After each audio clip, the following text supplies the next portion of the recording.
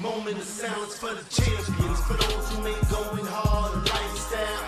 Never wait for nothing, gotta get it right now. I'm in the spotlight when they turn the lights down.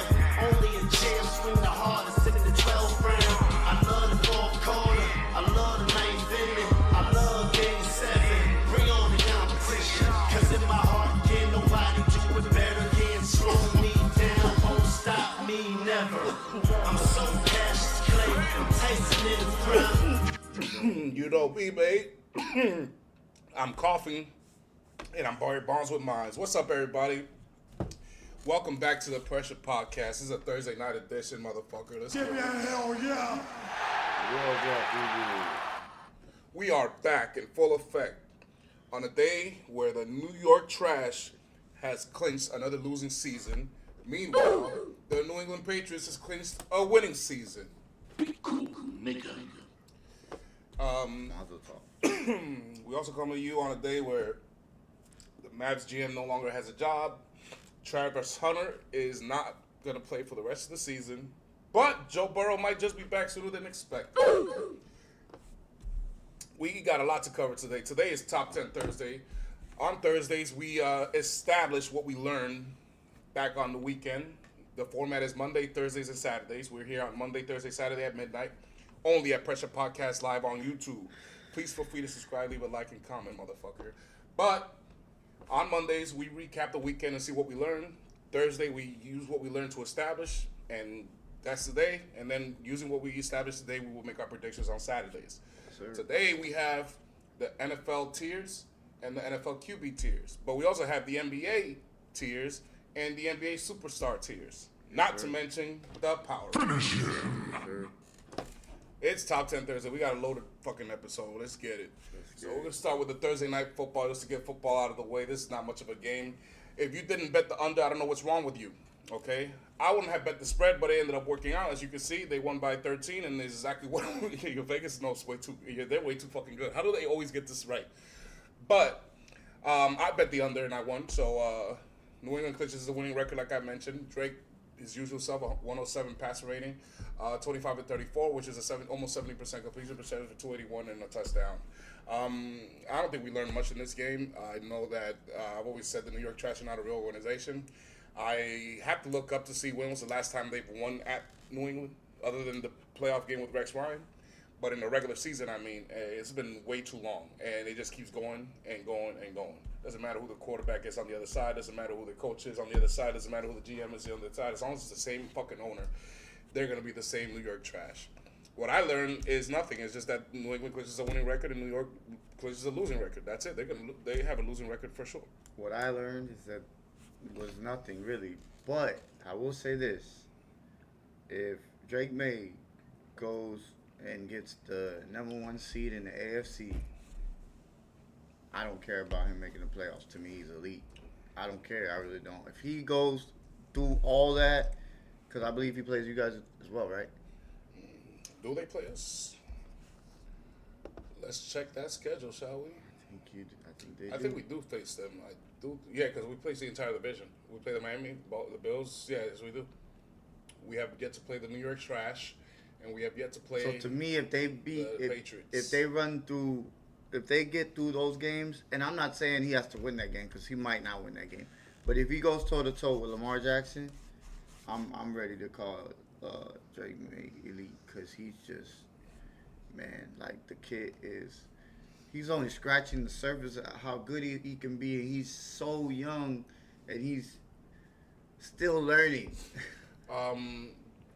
Drake is very young, though, but he's inexperienced, so we will see come playoff time when the cell games begin.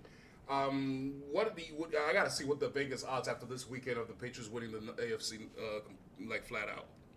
Because right now, if I'm looking at the standings, Yeah, Colts and I believe New England is now on top because they actually played today. So 9-2, 8-2 is the Colts, I believe. Yeah, let me look at the standings in the AFC. So the Patriots are a half a game up on both the Broncos and the Colts because they only have 2 losses as well, but they haven't played yet. But if I had to choose, I'm going with the New England Patriots. Yes. But right now, you would bet either the Patriots or the Colts or the Broncos is probably the favorites to win the AFC. However, Here come the Ravens. not just that, it is very possible that all three New England, Colts, and Broncos end up being the wild card by the end of the season. It is very possible. I don't think it's going to happen. Not all three. Maybe two of them, but not all three. I've got to see the Patriots. Because remember, we all told you this before the season began. Out of all the elite teams, the Bills had the easiest schedule. However, the entire division has an easy schedule. So it's why we and you predicted the Patriots could win 10 games this season. They're already at 9. Before the season began, we made our prediction how much the team could win. I said the Patriots look like a team that could win 10 games, especially since they have a weak ass fucking schedule. Look at them right now. They're already one away from 10. You know what I'm saying? Look at that, and we call that Fatality. That's crazy. But the thing about it is very likely that they finish with the top seed in the conference. It is very, very fucking likely. It's very likely. I trust them over the Colts or the Broncos because Bo Nix is playing like ass, Hot garbage. and nobody trusts Daniel Down Syndrome Jones. I don't expect any of these other teams to. Pittsburgh going to get together. The Chargers might threaten them because they only won. Maybe the Bills. Maybe the Bills and the Chargers. Maybe. But I don't think the Ravens Because and of the Chiefs can experience. do it. However, I think the Chargers. They do face the Bills as well. The Chargers and the Bills are the ones that are more likely to overtake that and see if they could do that because I just don't think the Colts are going to finish number 1. I've got to see the rest of the schedule. I'm going to do that this Saturday before we make our predictions. I'm going to see the schedule, the remaining Or schedules. maybe of the these teams. Ravens. Nah, we already have 5 losses. Bro. Hey, bro, I don't know. If they run it up, and they're like 10-5, then we're humming another tune. It's not enough for us to run it up. New England has to lose 3 games. Yeah, I know. But I'm saying they could. And we they can could. help because They we do could. face them. They could. We can help because we do face them. But And that's only one. they face the Bills. So if they have a clunker against one of these teams that they're not supposed to beat, lose to, so then you right back in the conversation. So if there's anybody I trust, it's Lamar, especially in the regular season. Absolutely. This guy, Tell them again, baby. He does. Tell him again. Just like I told him not to bet on Jordan Love against the fucking Philadelphia Eagles, but that's neither here nor there. Fatality. But yeah, 7 points, Nick. as far as team grade is concerned, I'm gonna give the New York Trash an F like always, offense and defense, and I'm gonna give Justin Fields a F. I'm gonna give him an F. It was an F game. He 14 points against the Patriots. Come on. How many games has the New York Trash lost at New England? The record still continues because it's the only game that they're going to play there this season unless they go to the playoffs, which is not going to happen. And at the end of the day, I don't blame Justin Fields, but at the end, you got to call it for what it is. They're an F team. The Patriots, offensively, I say that was a B game. Defensively, I'll say a B plus. Defensively, they did their job. They got pressure on them and things like that. But 14 points is a little too much. However, it is a divisional opponent. They know how to play each other. Exactly. But QB grade, I would give Drake May a solid A. I wouldn't give him an A plus because he didn't have the greatest game, but he had a good game, a very good game. I'll give him a solid A. He did what he did, and he actually covered the Vegas spread, which is very, very hard to do in football. 12.5 ain't easy. So that's what I would give as far as team and quarterback grade. How about you? So team grade, I give the Jets. Yeah, I give them an F. Defensively, I actually thought they played pretty good, so I won't give them an F. I give them a C minus, because Drake May's like that, and to me, for him to have, just one touchdown, I think that was pretty good defensively. I think the reason why that their defense was giving up points was because they were just on the field a little bit too much. Gotcha. And then for the quarterback, it's an F for me. I mean, like, he had a boneheaded fumble. They're down 10. They actually had a chance to come back and win this game, or at least tie it, or I saw that. make some noise or something. I saw that, but I was seeing it from afar. Was that a bad snap, or was it him who fumbled? It was a little low, but he fumbled it. Gotcha. And even though he fumbled it, my thing isn't that he fumbled it, because everybody fumbles. Yeah. I'm just mad that he didn't jump on top of it. On top He of tried- it, he I tried thought, to make yeah, a play. I I'm like, bro, could what have are you- swore I saw something like that. I thought it was a bad snap or something, but I saw it from afar. So And then I couldn't see see it clear. some boneheaded sacks that he took. Yeah, I saw some of those as well. He's very like his So I had to pocket give him that presence. fame. Yeah, I had to give him that fame for that, even though I love yeah, him. it's bad. Drake May, I'm gonna give him an A as well. I think the reason why I can't give him the A plus is because he did have one where it should have been intercepted. It was a bad throw, but it happens. He's still, what I'm saying, getting his feet wet in the NFL. You know what I'm saying? He still got that Similac. So, I don't expect him to be, seasoned just yet. Wet behind the ears. Yeah, a little wet behind the ears. Yeah. So I give him an A. All And right. then offensively and defensively, I'll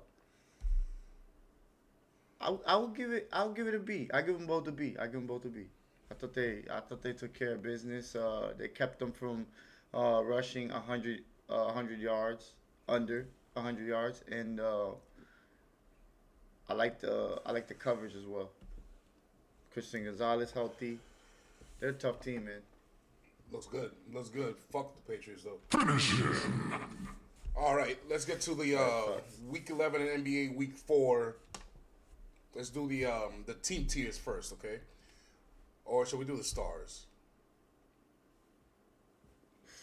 However you want to do it, bro. Let's go. You can switch it up if you want. Let's go with the stars. Fuck it. Let's go with the stars. NBA star tiers.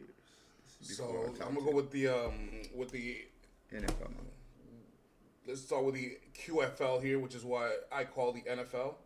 For those who don't know, I call it the quarterback's fucking league.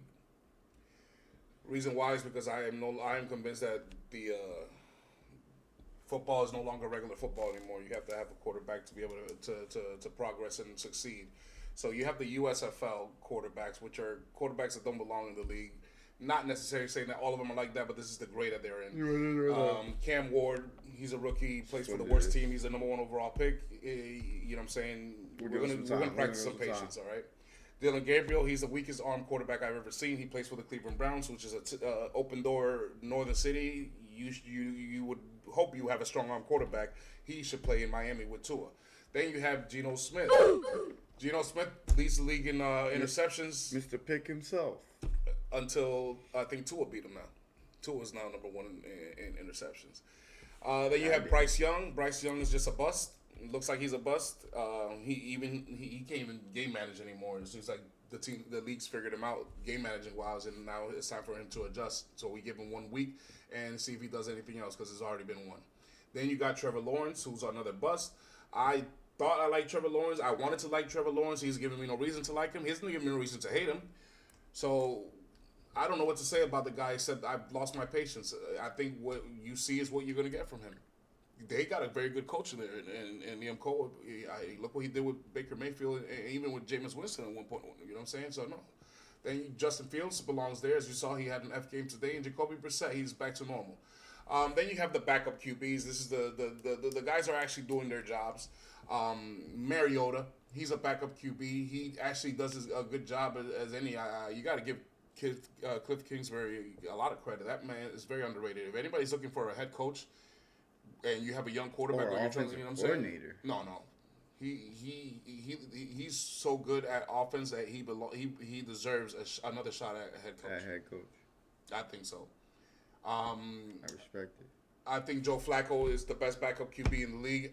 I think Mills is actually very fucking good. That man can sling it. He seems not to be scared, but he's a seasoned vet. Shoe, I can't believe If the shoe fits. If the shoe fits. I'm not hating. The man's balling. Let him go. Let him be. Bo Nix, you're relegated to backup duty right now, brother. You just keep having 50 rated passer ratings. It's just, come on, man. That's second rate, and you got one of the best defenses in the league, man. You're looking like Jordan Love right now. I'm not even trying to lie. Dak Prescott, you have relegated back to back, even though you were a top 10 quarterback not too long ago. Caleb Williams, you just hover at 500. You just who you are. and J.J. McCarthy. We'll see. I thought he actually did a better job than his statistics showed last week against my Ravens. Then you have the franchise QBs. Aaron Rodgers is playing like a franchise QB. He's just not what he used to be anymore. Jordan Love, this is your last week to prove me something. I'm going to put you exactly next to Knicks and Dak, okay? Justin Herbert belongs there because he's not going to be as bad as Knicks and Dak and Caleb, but he's never going to be as good as the guys above him. Daniel Jones is who he is. As long as Jonathan Taylor is his bell cow, Down syndrome doesn't exist. Then you have Michael Penix, who's up and down, but he's very fucking clutch. So he's the cure. A good running back and weapons around is the cure, yes. And then Mac Jones. Mac Jones is not a franchise quarterback. He's just playing like it under Kyle Shanahan. But against good teams, he doesn't play like that no more, which is why you have to keep him at bay. So that was that. So let's go to let's go to the top 10 NFL players first, okay? Okay. All right, so we got the cues here. This is your top 10 NFL players. Give me a hell yeah. Okay, at 10, I got Jared Goff there. Jared Goff, to me, he's reached his ceiling where he's at of what he can be. Now it's all up to the team around him to get the job done. Because I think he's accurate enough to get the job done. He's gonna need a lot from the team. At 9, I got Sam Darnold. I dropped him, but it wasn't just because of that. I just feel like these other quarterbacks are starting to come along and they're playing actually a lot better than him, and that's why Matthew Stafford is at 8. He's moving up. He gets to get back on his top 10 because he's playing like a top 10 quarterback and he's playing like the MVP, and I can't deny that. Drake May is at 7. The reason why he's at 7 is because I think he's moving up. I think if Baker don't get his shit together, a little bit more, Drake May could be on his tail. Mm-hmm. Baker Mayfield, you're there because I thought you had an excellent game, but that guy underneath you, he outplayed you. As simple as that. I know he turned the ball over, but when he had to make a play, he was clutch. And that's what we expect from you. At 4, and at 3, it's a little teeter-totter right now. I'm not gonna lie to you. One's getting the job done, and the other one is just kind of getting the job done. I don't know why you put him there. Nah, one is getting the job done. But I can't take him off just yet because I feel like the talent is just so great. Because we know who he is, yeah. He's the reigning MVP. You know what I'm saying? So but he's not the reigning Super Bowl MVP. That's all I got to say about that. I'll say this. One's 3 and one's 4. You can guess. You can pick which one it is. At 2, I have Lamar Action Jackson. Man, I mean, come on now. Like, the guy's... He's just box office. You go out there, and for example, I'll go watch a Baltimore Ravens game even if Zay Flowers doesn't play, Derrick Henry doesn't play, Isaiah Likely doesn't play, Mark Andrews doesn't play, because of that guy right there. Because I know that guy will be there, and if he's there, I don't care who it is, he could get the job done with those players. And at 1, I have the 3-time Super Bowl champ, the premier quarterback in the league. Enough said. We get it. There's no shame in that at all. I don't have a top 10. I don't. Okay? I don't have a top 10. I have a top 9. It's the exact same 9 as last week. That's why I didn't even bother to change it, because I'm waiting for someone to jump into this open slot right there next to Jared Goff. As he mentioned, Jared Goff has reached his ceiling. We're in the belief that Jared Goff is he's a very good quarterback. We're not discrediting him. He is a top 10 quarterback, as you see. But he's reached his ceiling where he can't get any further. That he's not going to be a Super Saiyan. He has reached his ceiling, his apex as what he's going to be in a quarterback. All he can do is stay there or go down from here. Drake May is ascending. That's why I have him ahead of Jared Goff. I don't know if I trust him more than Jared Goff yet, but he's in the same realm of trust right now. And Drake May is gaining my trust week by week, even though I can't stand the fucking Patriots. And then you have Matthew Stafford. Matthew Stafford proved me wrong. He shut my mouth up. I thought this was the year Matthew Stafford's going to show his age. This man is leading the league in touchdowns. Yeah. That's what he's doing. I don't think anybody saw that coming either, though. I can't see. I mean, you can see that he was going to have a good season because they did get Devontae Adams, exactly. right? That's what I was saying. I was thinking To like, think that he's going to lead the league in touchdowns by this I time, think- nobody thought that, and this man shut me up. I thought he was going to show his age this year. He's not. Matthew Stafford, I apologize, brother, because you are kicking ass, man. Cool, nigga. Then you got- that's 2 weeks in a row. Yeah. He has over 4 touchdowns passing. Yeah, How is he nah, not the MVP? Yeah, the guy's amazing. Right now. Sam Darnold, you were the MVP favorite. You got a little, I won't say complacent, but you've been playing like a game manager the last few weeks, even though we know you're better than that. It's okay. You've been winning, so we're not going to hold it against you. But, you know what I'm saying, to put you back to where you used to be, you know what I'm saying, you got one more week, otherwise I'm going to start sliding you or dropping you. Pause. I'm not going to say slide. I don't slide with dudes. Pause. Then we got Baker Mayfield. To me, he's still the top 5 quarterback that he is. I don't think anybody's overcome him except maybe Stafford if he keeps going this way because, jeez, man, this guy's crazy. But Baker Mayfield's still the most clutch quarterback in the league this year. Then you got the top 4, the Super Saiyans. Now, they're also Super Saiyan 2s, but they don't need to go Super Saiyan 2 in the regular season unless they're playing another Super Saiyan. But Jalen Hurts is the premier the reigning Super Bowl champion. He's the premier tush-push quarterback that everyone seems to hate. He's also the premier quarterback everyone seems to underrate for some reason. All he does is win. And he wins ugly, he wins pretty. He wins running, he wins throwing. He wins without throwing, he wins without, he just wins. I don't know what else you guys wanted to say.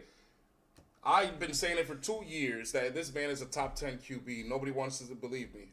Then I said towards the end of last year, he's a top 5 QB. He agreed with me. This year, we started him as a top 5 QB, and yet we have yet to see any argument in real life till week 11 that has made me have to shift him down. AKA our eyes don't deceive us. 16 touchdowns to 1 interception. You know what he is? Green Honda Civics with Spoonie. Turboed and Nas is what he is, okay? He's an offensive juggernaut. Probably one of the best fastest quarterbacks of all time. Then you got Lamar Jackson. Yeah, it's a juggernaut, bitch. As he said, he's the premier dual-threat quarterback in the league and probably the most electrifying player in the league. And he's been voted the number 2 ranked player and the number 1 quarterback every single season in the last 3. But I can't put him in front of Josh Allen because Josh Allen has bragging rights. They beat us in the playoffs and they beat us week 1, even though that was a little lucky. And Lamar, it wasn't Lamar's fault. He actually did his job this time in week 1. But Josh Allen gets the say for now. But I don't believe it. I'm just putting it there because he has, you know what I'm saying, he has bragging rights. But I don't believe it. I think Lamar Jackson is way better than Josh Allen. This is my opinion. And I love Josh Allen. And then I got Pat Mahomes. It's undeniable that he's the best quarterback in the league. But he's not the best player in the league. That's Lamar Jackson to me. No, I'm just messing. I can't say that right now because we're still 4-5. But this is the top 9 QBs because right now we have an open spot until someone takes it. I'm not just going to note somebody just because JD5 or Joe Burrow is injured. No, you got to earn it. But you got a top 9, and out of those top 9, Matthew Stafford's the one playing better than any of these quarterbacks right now. So talk your shit. Goddamn white boy. That's the truth. You ain't never lie. All right, so now we're gonna do the QFL power rankings. All right, so here we go. This is your week 11 power rankings. Give me a hell yeah. Look who's creeping on in. Look who's creeping on in. Yeah, I got the Ravens. Yes, I do. Yes, I do, because I believe that they're going to win their division. That shit is theirs. AFC North market right now to the Ravens. They're at 10. They have elite players on their defense. Excuse me. Elite defense. Elite players on your defense. Even if you do have mediocre players on your defense, they still get the job done. So watch out for that team. They're coming. San Francisco is 9 because, it's Kyle Shanahan, man, and he figures out ways to put him in good positions. And by the way, guess who's coming off the injury reserve? Brock motherfucking Purdy, goddamn it. Motherfucking time. So we're going to see them soar pretty soon here. They might end up higher on this power ranking. At 8, I have the Buccaneers. I dropped them a little bit, but because I just they, I just need them. I need them to get healthy. Once they get healthy, then will you see the full product of what the Buccaneers can be? Because I think they're gonna be one of those teams to be reckoned with in the NFC. At 7, I have the Detroit Lions. The reason why I dropped the Detroit Lions right there is because even though I like their team offensively, I don't trust them defensively. And the quarterback that I have in front of them, which is at 6, the Bills, has Josh Allen. So until Jared Goff turns into Josh Allen, I'm just not gonna put him up there. At 6, I got the Bills because of Josh Allen. Josh Allen is I don't think that's ever gonna happen, though, incredible. bro. I know exactly. So they probably would never move up unless they get a better defense. That's yeah. the only way. That's the reason why the Bills are actually kind of, I would say, kind of low. But I trust the Bills I defense got over them the right Lions here defense, because yes. I don't trust the Bills offense and defense entirely. I don't You just think trust they the have quarterback I don't head think coach. I don't think they have the identity of what they had last year and at all. I just don't see it. But notice this, y'all. He's right. This is not a real good football team. At the beginning of the season, we thought they had a very good roster. We were wrong. They don't have that good roster. I thought the roster was going to improve and get better and develop. It hasn't. The They are wideouts the haven't exact got thing that they better. were last year. The tight ends haven't got better. They got James Cook. They got a nice O-line. They got nice tight ends. A few good receivers. But that's it. They don't have no good corners like that except maybe one. Nope. They don't got no fucking linebackers. Nope. They got no pass rushers except Bosa. That's it. And if Bosa's not getting to the quarterback, And the fact that they get nothing. deep in the playoffs every year shows you that you don't have to have a good team. If you have that guy and a good coach, you can get far in the playoffs. That's my point. So go ahead and continue. and that's why I have at 5 the New England Patriots because Drake May is playing like an MVP. He must be does MVP right now. he does have the team.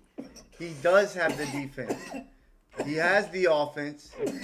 He has the attention of the offense. I won't say he has the star players on the offense, but that team is gelling well. And shit, what is it? 7 now?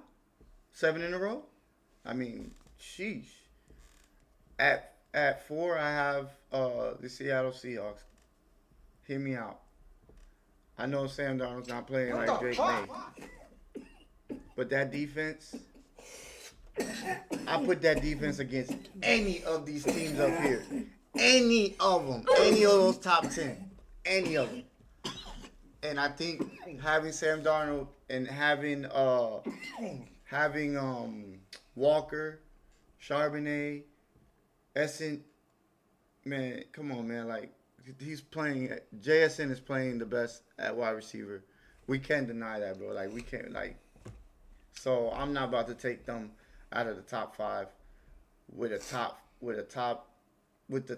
wide receiver in the league and Sam Darnold playing pretty much flawless. At 3 I have the LA Rams. Now the Rams, I don't trust their secondary. I really don't. But I trust the pass rush. I think they can stop the run. And I think their offense is probably the most potent in the NFL. So to me that's tough to stop. So I'm gonna keep them at 3. Matthew Stafford's playing like the MVP right now. If he continues this trajectory, he absolutely will be the MVP. And yeah, no furthermore. At 2, I have the Kansas City Chiefs. Now, I didn't like what I saw last game when they played the Bills, but Pat needs to play better. But I trust Andy Reid. Andy Reid, I think, has lost only one time in a bye in his whole career. I think that's insane to think of. And Patrick Mahomes, he bounces back from his L's a lot. So no need to move them down. They'll be in the mix. At 1, I had the Philadelphia Eagles because we are a Swiss Army knife. We can, we'll within the game they adjust and they find ways to win the game. Even when my coach does something as stupid as to let my players on the offense come in 4th and 6 when they should have punted the ball, and somehow, some way, they still get the win. I mean, I think enough said with how they win. It's not the prettiest, but it's effective because they win. So for next week, I forgot to do this. I actually meant to do this for this week. Top 10 offenses, top 10 defenses, but not by ratings, by what you think. And then top 10 non-QB offensive players and top 10 defenders, because we always do top 10 QBs, okay? Top 10 defenders and top 10 non-QBs, all right? And then top 10 rookies. Okay. All right? That's what we have coming for next week, guys. All right, so this is a good power ranking. I fucking love it. Let me go to my team tiers here. So this is the NFL Week 11 tiers, all right? You got the simps, you got the haters, and the wild card. The simps are there because these are the guys that are left on red. These are the guys that get stood up on dates. These are the guys that are in the friend zone. They can never get a girl to like him for real, only like him as a friend. These are those guys, okay? They have no hope. You have the Cleveland Browns, who have no idea what a quarterback's supposed to look like. Even though they draft one every single year, seemingly, they don't know what it looks like. They might even have one right now on their roster. They don't even fucking know it. That's the crazy thing about it. Then you got Miami Dolphins. The Miami Dolphins are sis because even though they have a prolific offense, they don't know how to wield it in a powerful way. They did a few years ago. They did just last year. I don't get them. This is why their coach is losing his job. Then you got the Tennessee Titans. They're the worst team in the league. They were the number 1 pick overall. I don't know if they got the right quarterback. And even they did, they already fired the first-year coach in 8 weeks. He didn't even get a fucking fighting chance. Then you got the Saints. The Saints are actually tanking. We don't know for what, but they're literally tanking. Then you have the Oakland Raiders. I still call them Oakland. The Las Vegas Raiders are a new regime. They got the new coach, and then you got Geno Smith, but it ain't helping. Then you got the New York Trash. To me, this is the worst organization in all of football. That's why I don't even call them by their fucking name. They call the New York Trash, the green one, okay? This team does not know how to run a football organization. They're just there because someone has to be that 32nd team, but they don't function like a regular football team. So don't you ever trust this. Never on fantasy, definitely never in sports betting. Then you have the New York Giants. They are on the up and come up because they know how to find a quarterback, unlike the other team. They actually win Super Bowls recently, unlike the other team. They actually represent New York City responsibly, unlike the other team. They know how to run a football team. They're just in rebuild mode. And then the Washington Redskins, even though they have good offense, they have no defense to speak of. And Dan Quinn, you're supposed to be a defensive genius, so that's on you. Then you have the haters.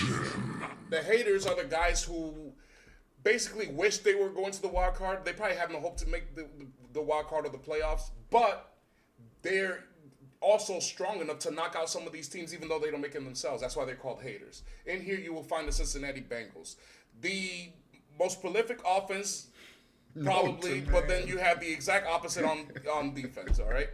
Then you have the Jacksonville Jaguars, who have a very good team. I think this is a very, very good team. They just have the wrong quarterback. Trevor Lawrence, this is you.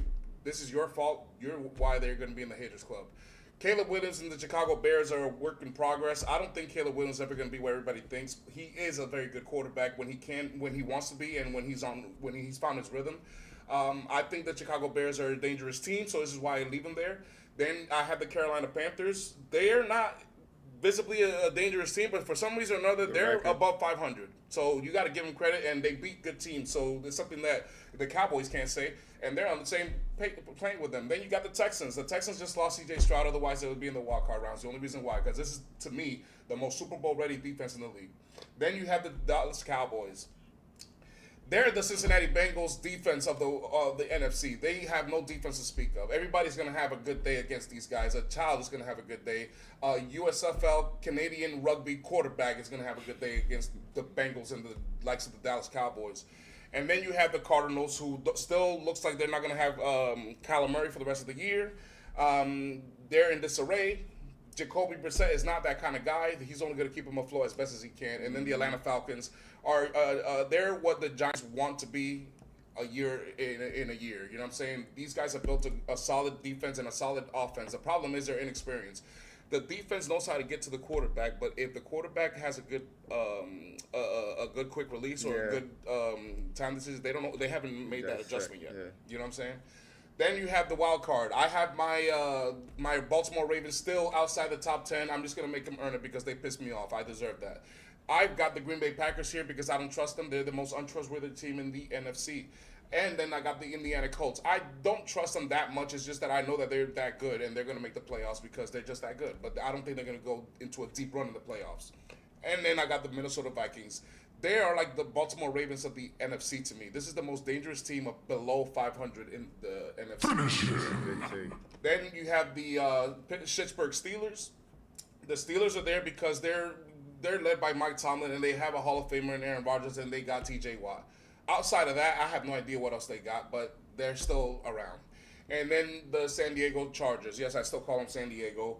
They are the Green Bay Packers of the AFC. This is the most untrustworthy team in the AFC to me. I don't trust the Chargers. I don't trust their makeup. I do trust their coach, and that's about it.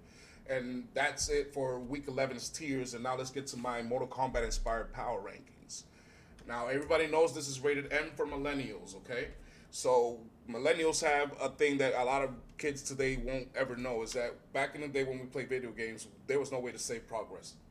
When we played a video game back in the day, you had to start from the very beginning every single time. But one of the best ones was Mortal Kombat.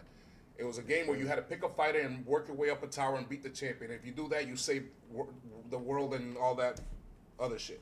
So let's get to my Mortal Kombat inspired power rankings for Week 11. Finish him. At number 10, you will have the Denver Broncos. I don't trust Bo Nix and I don't trust that offense right now, but I do trust Sean Payton and I do trust that defense. And because I don't trust some of the other teams right now and one team has pissed me off, I leave them at number 10, but I didn't want to put them there, trust me. Then you got the San Francisco 49ers. This is an excellent football team. This is an exemplary gold standard of what the NFL football organization is how to be run. Even when they don't have their best quarterback in there, they still continue to do it. And this is not the first time. This is nothing new. Then you have the Tampa Bay Buccaneers. As he mentioned, they're very injured, but they're the most injured elite team in here, and they're still elite. The fact that they're still playing like that shows you that they're something to be reckoned with. I have to put the New England Patriots above them, and as you see, they proved it again. This is a real team. They're elite. I don't know if the quarterback is elite yet, but I know that this team is elite. They're playing like it, and they've been doing it for a long time. They're on an 8-game win streak, motherfucker. Fatality. 8 games, my bad. Then no, I didn't mean to say it to you. I'm just saying, I would say motherfucker. No, but you then you have the Seahawks. The Seattle Seahawks are the toast of the AFC. I mean the NFC West right now.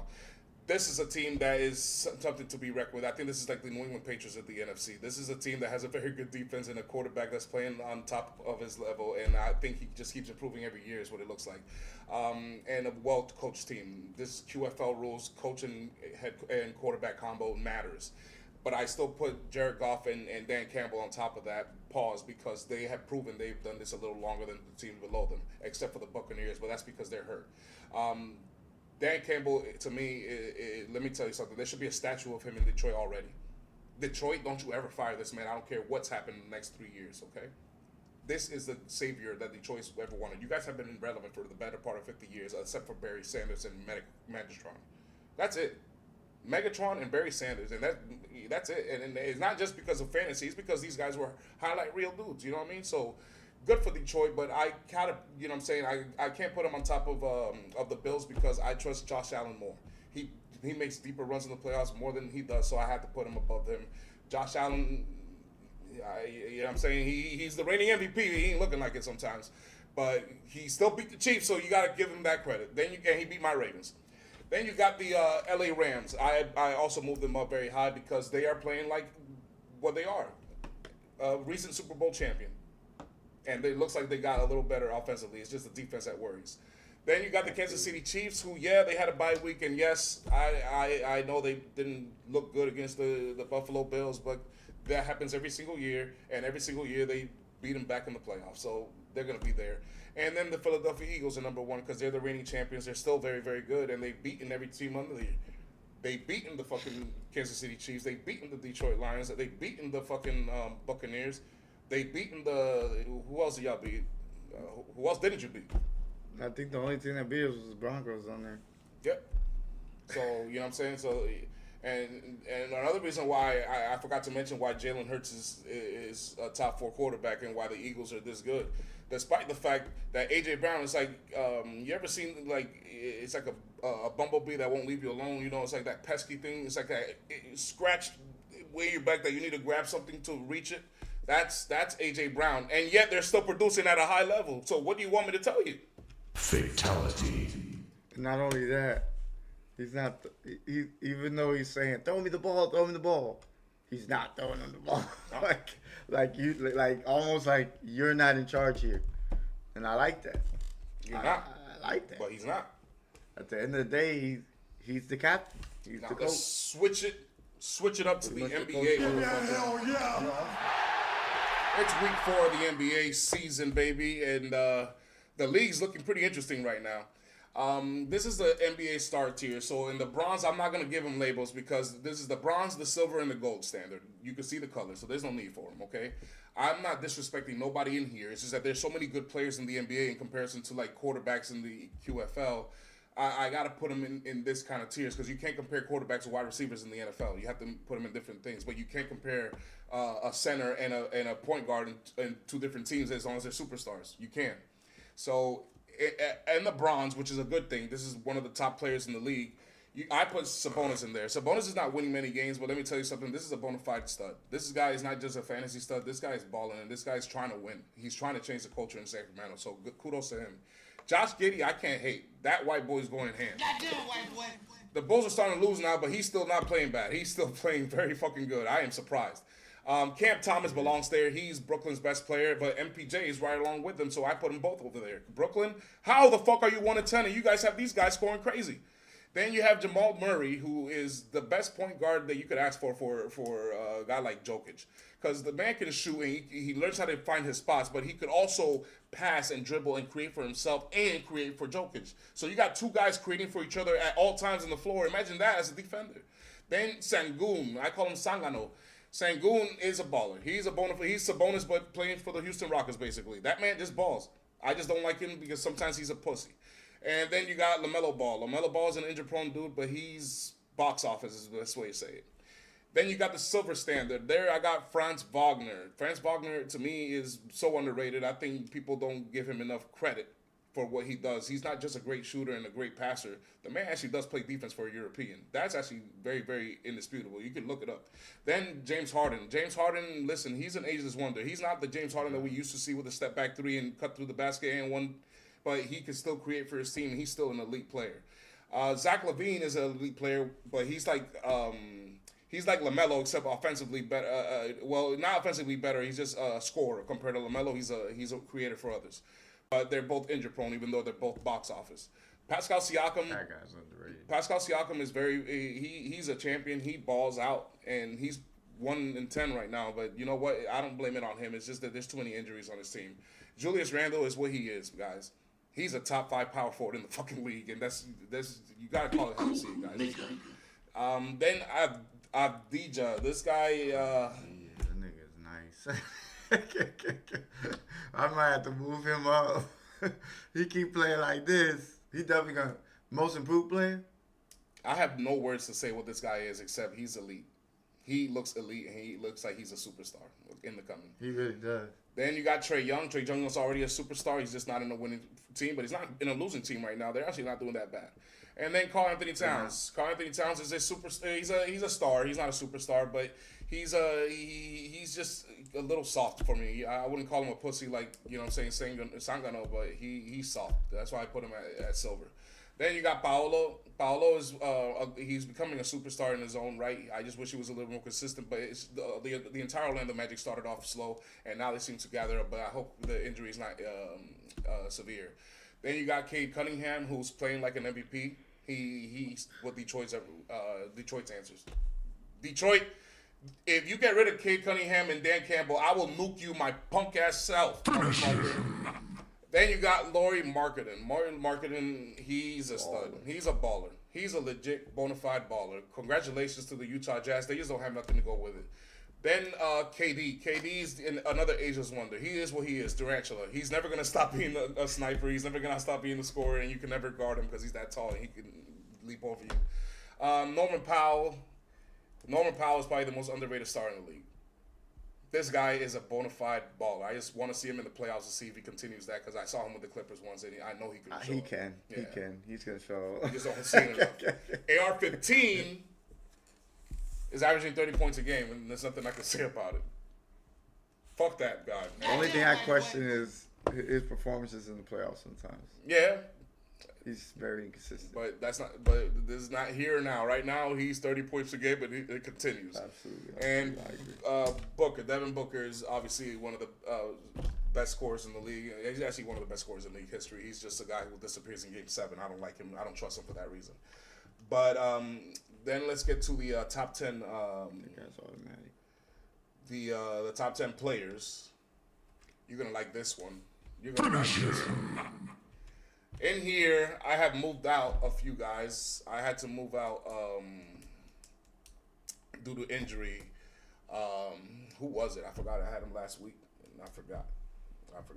But I had to move him down because of injury. And I moved Jaylen Brown up in there. I see there. I know what people are thinking. What is Jaylen Brown doing up there? Have you seen Jaylen Brown's numbers? Have you seen Jaylen Brown play? He's the best two-way player in the league right now. That's not a fucking forward. He's the best two-way player in the league right now. That's not a forward. SGA can't play defense like Jaylen Brown can. He can score better than Jaylen Brown, but he can't play defense like Jaylen Brown. Nowhere near. Nowhere near. Okay? Neither does Maxey, neither does Brunson, neither does Curry, neither does Mitchell, and definitely not Luka Doncic, okay? Definitely not him. And right now he's proven that he can score as good as they can consistently. Now that Tatum is gone, guess whose reigns is here? And guess who was the NBA Finals MVP, motherfucker? Not to mention the Eastern Conference Finals MVP, motherfucker. All right? And the Boston Celtics are not a weak team. They are playing their ball. So I put Jaylen Brown in there. I had to put Luka in there because Luka's on a historic tear. All right? I am glad the Mavericks fired the GM because that's the stupidest thing that ever did is to let go of this guy. Donovan Mitchell, Spider Mitchell, that man is who he is. He's one of the best offensive wizards that you'll ever see in the history of the NBA. Steph Curry is the greatest shooter of the NBA history, and he's a 3-time champion. Night, that combo's over. Jalen Brunson is the most clutch player in the league, and he plays for the Knicks. That alone gives you everything you need. Try playing in Madison Square Garden and see if you can do it for one day. This guy has to do it every single fucking game, and he has to play good. Then Tyrese Maxey. Tyrese Maxey is balling. He's the league leader in scoring right now if it's not Luka. SGA is the reigning champion, NBA Finals MVP, and the current elite player. He's the premier player right now. That's who he is. And you got Greek Freak. To me, he's the best all-around player in the league. Greek Freak is he's what they call him, a Greek Freak.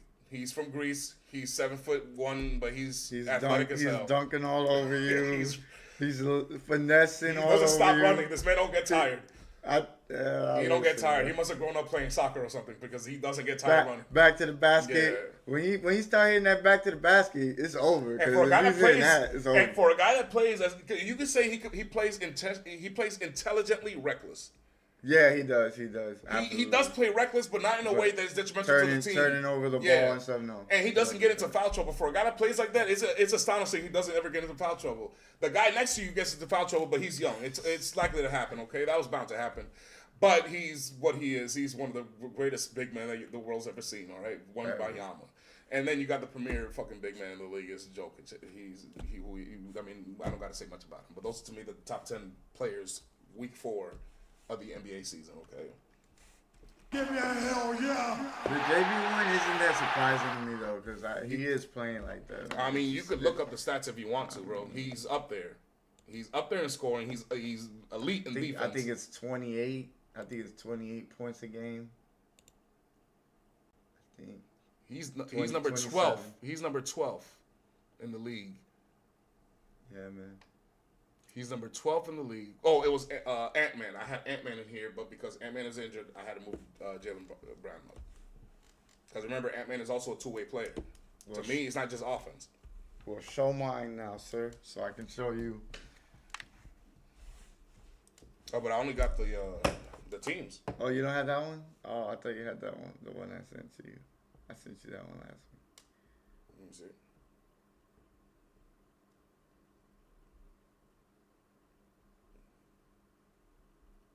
No, The top 10 NBA players? No, that was a while ago.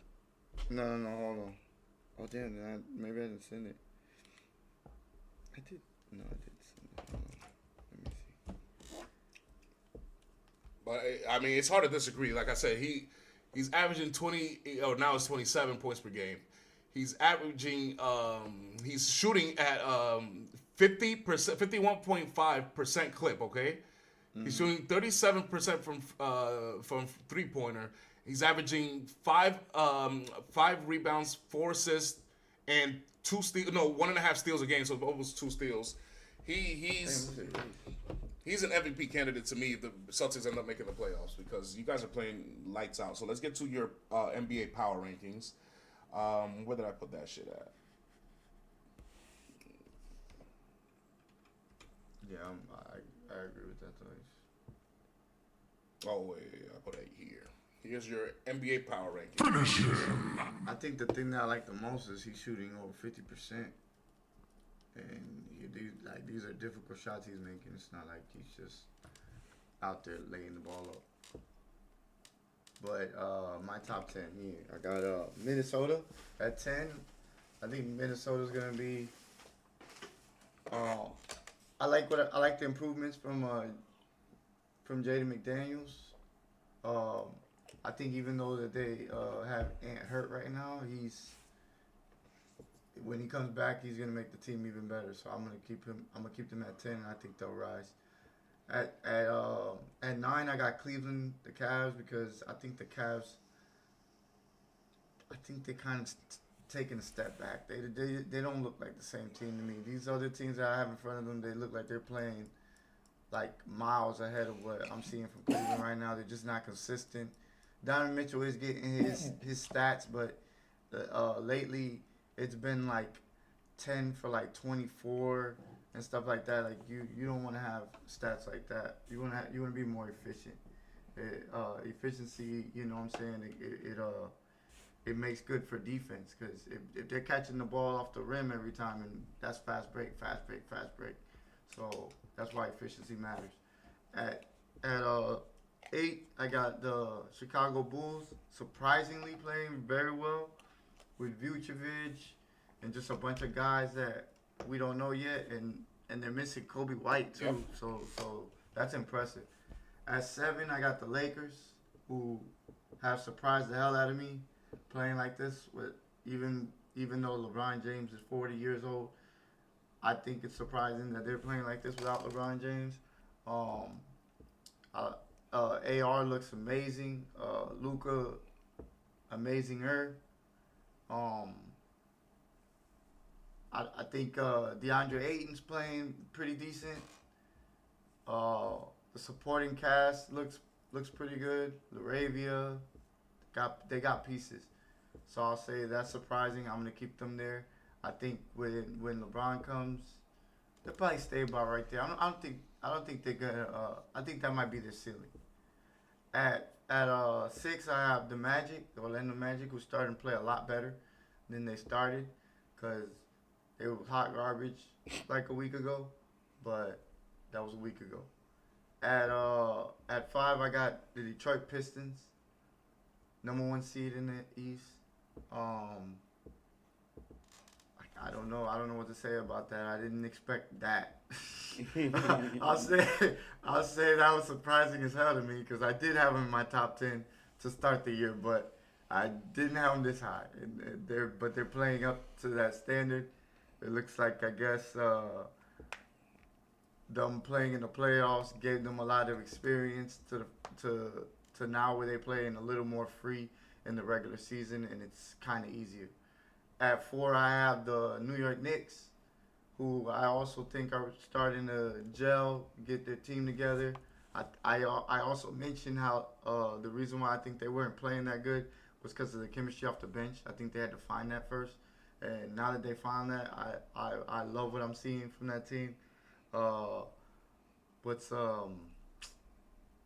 your boy off the bench?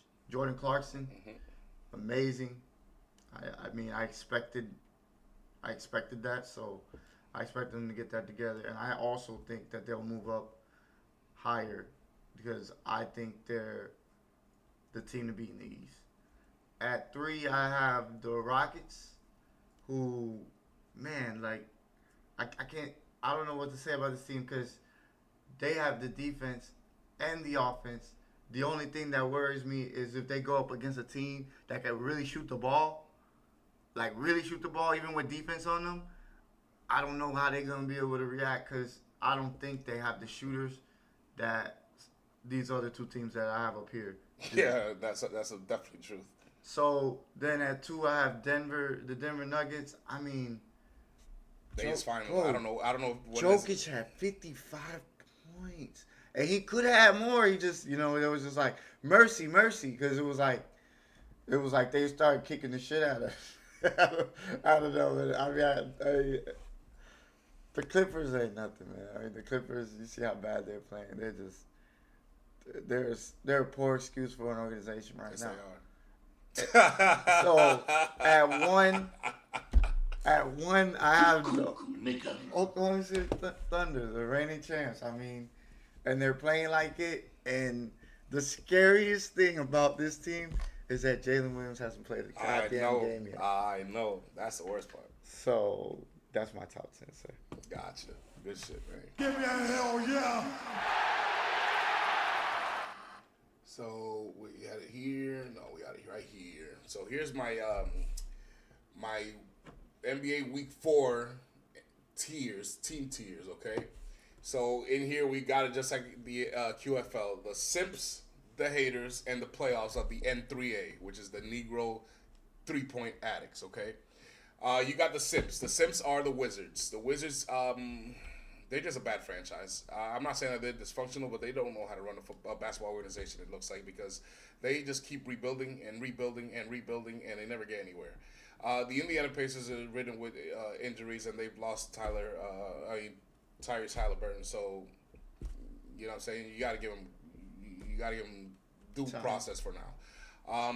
The Brooklyn Nets have no excuse. They've got 2 elite scorers right now, and they're healthy. I don't know what is going on. Why can't they fucking win games? Well, Cam's hurt right now. Yeah. So I think that stops their offense. But I just defensively, I don't feel like they do anything. You know what I'm saying? Like, the Pelicans are basically the Wizards of the Western Conference. They are always in rebuild mode ever since they lost Chris Paul. They ain't been relevant. The Dallas Mavericks deserve to be where they are right now. They got Anthony Davis, who's played 14 games out of possible 44. Bye-bye, GM. And the GM is fired for that because they had Luka Doncic. They were just in the NBA Finals. They were an elite team not too long ago. The Sacramento Kings are always in rebuild mode. It seems like they got Sabonis, but they got DeRozan, and he's on his last legs. They gave away De'Aaron Fox. I thought that was a mistake. So let's see how they rebuild. Maybe they make a trade. And then the Clippers, like you said, they're just the most. I think they're the most dysfunctional franchise in the NBA. And it's not like they don't try. They try, but they got an ugly arena. They got an ugly fucking color scheme. Their heyday was with Blake Griffin and them, and it's gone. They're gonna have to rebuild. They had SGA. They had him.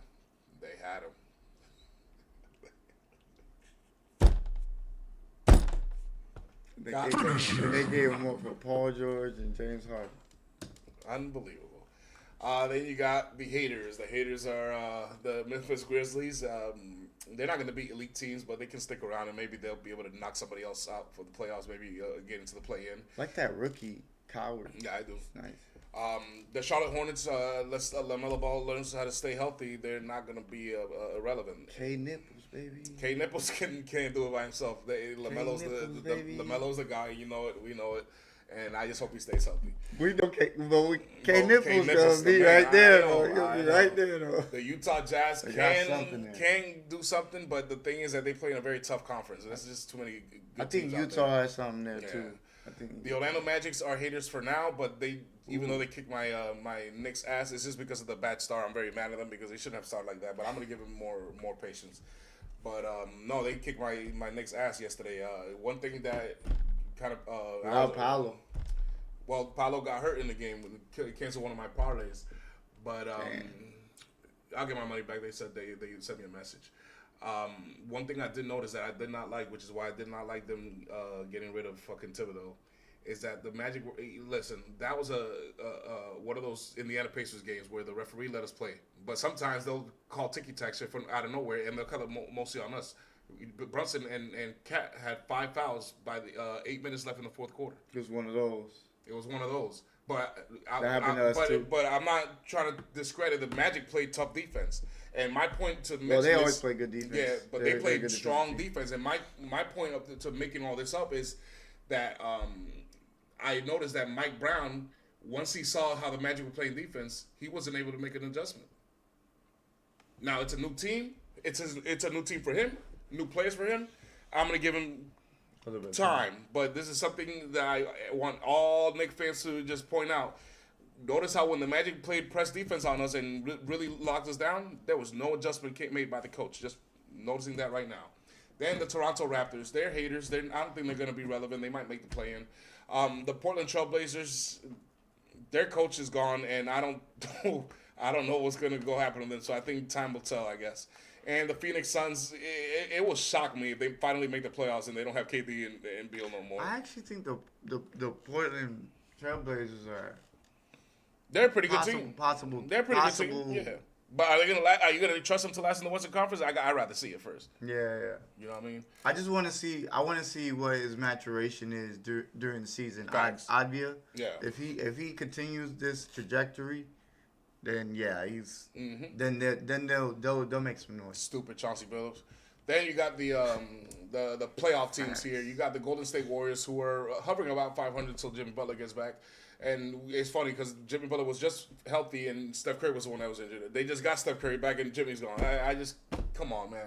Then the Atlanta Hawks, the Falcons. I'm just messing. The Atlanta Hawks, I think they're gonna make the playoffs. I think they're gonna be probably 8th seed. They're not gonna be a playing team this year. I think they're playing a little better offensively. I like that coach. That was Utah's old coach when they had Donovan Mitchell. So I expect them to get better. I also expect them to make some trades. I feel like the ball in Jalen Johnson's hand is better than when it's with Trey. I think Trey would be better when he came into the game like he was off ball. Yeah.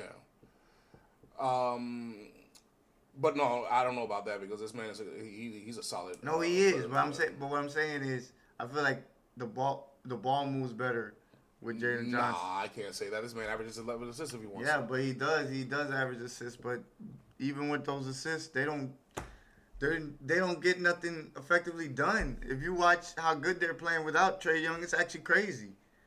How are they playing better without Trae Young? How is that possible? One game at a time, but in a 7-game series, you know damn well that's not true. I mean, I know Yeah. you're gonna need him. I'm just saying Heard. it'd be nice if they gave Jalen Johnson more of the ball. I got the Miami Heat here. They took a little slide over here, but that's only because of injuries, and this is early in the season. But remember, this is a Pat Riley kind of Pat Riley tree. Is Eric Spoelstra. And people got to understand with Pat Riley. If even with the Lakers and the Knicks, maybe one or twice, but Pat Riley teams are never the top teams in the league. They're never the team that's going to win 60 games, 70 games, and have home court advantage throughout the playoffs. They're just the team that you don't want to face in a 7-game series because you know they're going to give you hell, no matter what their seed is. It has been proven time and time and again with Pat Riley and all them. Jeff Van Gundy was the guy who got an 8 seed all the way to the NBA Finals, and it's no coincidence that Eric Spoelstra, another disciple of Pat Riley, did the exact same thing with the Miami Heat. Okay, it doesn't matter how many games they win. If they get into the playoffs, that team is dangerous, and that's why I have them there because they're always going to be there. Then the Chicago Bulls took a little slide. It seems like the league's figured out their offense, but he's right. They're a little injured, so let's see when they recover. The Milwaukee Bucks are going to be around as long as Greek Freak's going to be around. And then the Sixers are a threat. They are a threat. I'm not saying they're a big threat, but they are a threat. So let's get to my power rankings for NBA Week 4, shall we? Give me a hell yeah. So here we go. At number 10, I got the Houston Rockets. They are, listen, if it was the same Rockets as last year, I would have had them higher. But because of the KD and a few changes, I have to simmer down, you know what I'm saying, expectations and give them due process. Then you got the San Antonio Spurs, who are very, very, very elite. But the problem is that they're very young and inexperienced. So it's gonna cost them here and there. The Detroit Pistons are a threat. They are a threat. However, all the teams I rank above them are not. I mean, let's look at the NBA standings. People are like, how do you have the Boston Celtics there? Well, the Boston Celtics. Let's look at the entire league. The Boston Celtics are all the way down here, but how many losses are in difference? 1, 2 max. And all these right here, and the top 10 teams start right here. No, 3 when you get to here, and 4 and 5. But over here is all divided by 2 or 1. So I trust in a 7-game series Jaylen Brown over the Detroit Pistons right now. But I could be wrong because the Detroit Pistons look like they're up and coming and improving. Okay, I got the Minnesota T-Wolves high as well because of that same reason. They have proven to be a tough out in the playoffs, and they keep making deep runs. The Celtics are recent champions there. They are injured and still very, very elite. They're well coached. They play very good defense. They're still one of the best rated defenses in the league. You got the LA Lakers there. Without LeBron, they're still balling. Wait till he gets back. I think this is going to be a problem. The New York Knicks are still there because even though they got spanked by the Magic last night, the fact of the matter is this is still one of the most elite teams in the league. And if you look at point differentials in the league, we're number 4.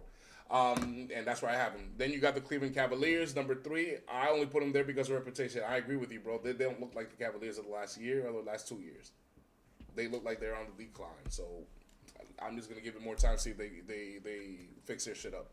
And then the obvious two, the Denver Nuggets and the Oklahoma City Thunder. I think it's obvious those are the 2 best teams in the league. Absolutely, agreed.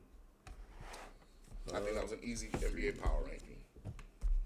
Those definitely those top 3, but I don't know about the Cavs and the Lakers too high for me. But everybody else, I'm cool. Yeah, but you know damn well you trust the Lakers over the Detroit Pistons in a 7-game series right now if your money was depending on it. I don't know. I do. Because are you talking about healthy, like all the way healthy? No, even without LeBron. Nah. Even without LeBron. I don't know. Even without LeBron. Just Luka and all them guys right now, I trust them more in a 7-game series than the Detroit Pistons. Yes. Nah. Yes, sir. Yes, sir. sir.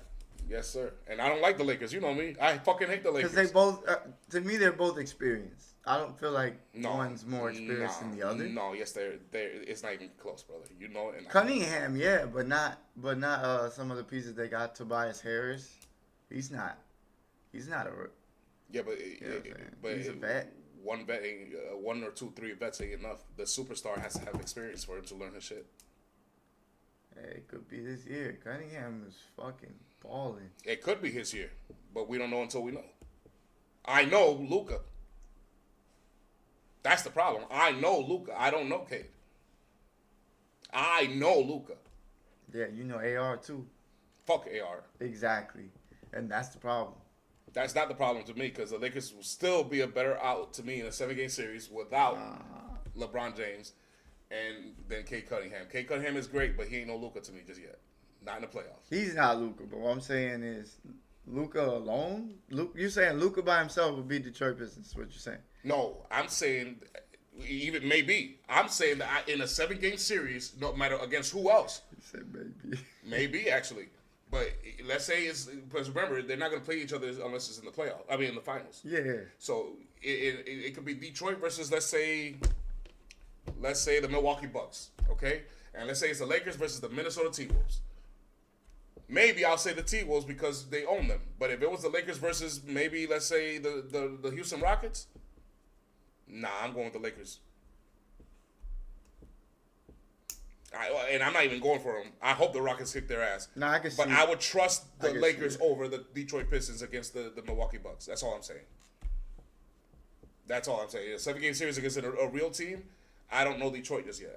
I'm not even hating it. I just don't know yet. I just gotta wait to see. That's why I have them there. That's the order I have them for now that I trust. And Cleveland is the only question mark here for me because they don't look like it right now, and I just hope they do. Otherwise, this tower ranking is completely wrong. Because I'm only, like I said, I only put them there because of reputation. I'm only gonna wait a little bit longer.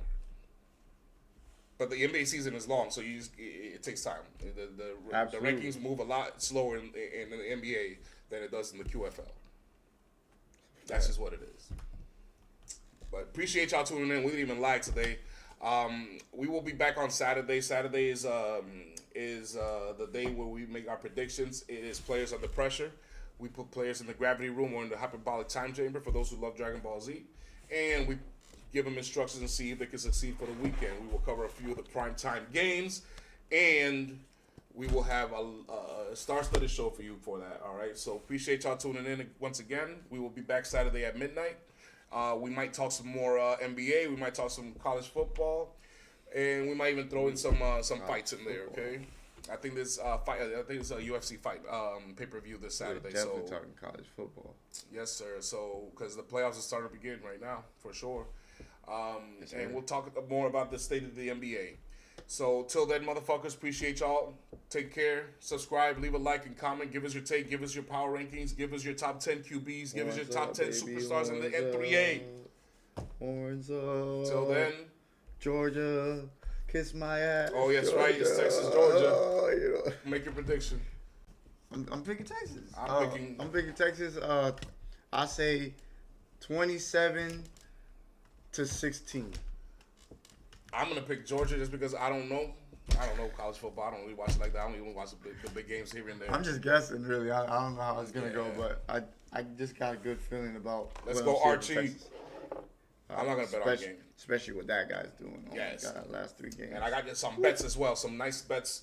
It's Jameis Winston starting this weekend, so you know it's Jameis Winston anytime INT. Everybody, you get it. All right, y'all.